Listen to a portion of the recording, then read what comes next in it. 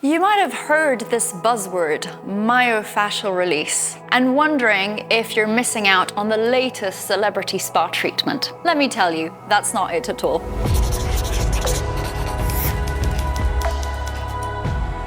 Let's break it down. Myofascial release. Myo, it means muscle. Fascia refers to the connective tissues in our body. Release means exactly what it means. It means that we're going to be releasing the tightness and the knots that are caused in between muscles and our tissues. We can practice myofascial release in many different ways. We can go and get a massage. We can go to a physiotherapist. We can go and get lots of different types of treatments, but we can also do this ourselves. Almost a little bit like if you want to take care of your hair, you're going to go to the hairdresser, maybe to style it, to color it, to cut it. But it's not because you go to your hairdresser that you don't shampoo your hair in between visits to the hairdresser. So what we're looking at is when we practice myofascial release, it's a little bit of the same thing. Yes, of course you want to see the expert when something's wrong or you want to just a check-in, but there's a lot that you can do at home and you can do as part of your training rather than just wait until a problem arises. So just like you wouldn't spend 3 months without washing your hair, then we wouldn't want to leave our bodies to become all stiff and tightened in between sessions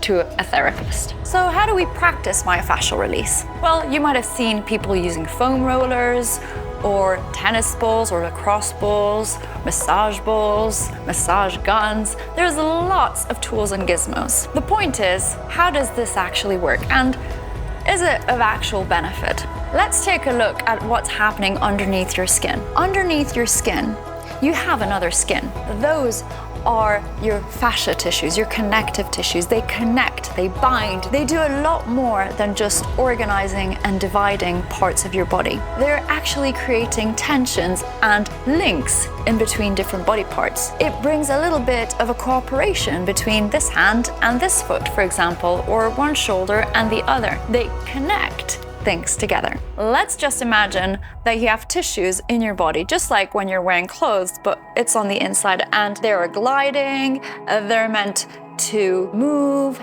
they are meant to be fluid, and they should be able to allow you to do different movements. Now imagine you're now wearing clothes made out of paper. How does that feel?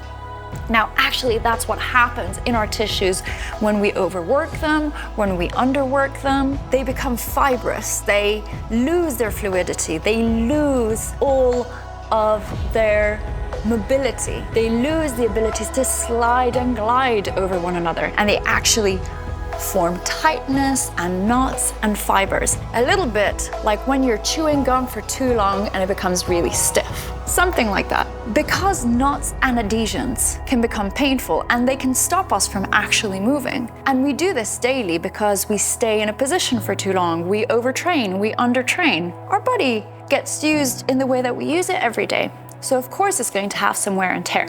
Myofascial release is your key to helping your body restore itself to where it needs to be.